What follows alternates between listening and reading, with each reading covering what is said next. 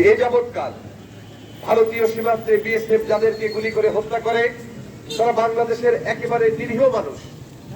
আজকে দুইজন আমাদের হিন্দু সম্প্রদায়ের সন্তানকে হত্যা করা হলো, অথচ দেখেন এ বিষয়ে হিন্দু বৌদ্ধ কল্যাণ ফ্রন্ট, বাংলাদেশ জাতীয়তাবাদী দল এবং বাংলাদেশের বিভিন্ন শ্রেণী পেশার মানুষ এটি নিয়ে প্রতিবাদ করছে।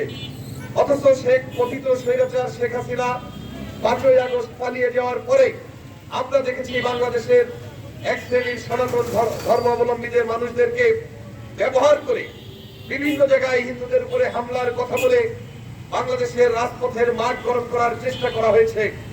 আমরা আজকে সেই সকল পূজা পরিষদের নেতা, যশোর জেলা শাখার এবং অন্যান্য হিন্দু সম্প্রদায়ের নেতাদের বলতে চাই, আপনারা তো স্বর্ণা দাস কিংবা জয়ন্ত ঘোষের হত্যার প্রতিবাদ করতে রাজপথে আসেননি।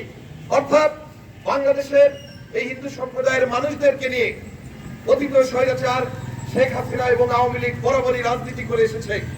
আজকে বাংলাদেশে যারা গত 17 বছর গণহত্যা চালিয়েছে, ছাত্র জনতার বুকে যারা গুলি চালিয়ে 5ই আগস্ট এবং আগস্টে যারা পূর্বে যারা বাংলাদেশের মানুষকে হত্যা করেছে, এই রকমের চিহ্নিত হত্যাকারীরা আজকে বাংলাদেশের বিভিন্ন সীমান্ত পেরিয়ে ভারতে আশ্রয় নিতে যাচ্ছে। সেখানে বিএসএফ তাদের বিরুদ্ধে কোনো ব্যবস্থা নিচ্ছে না।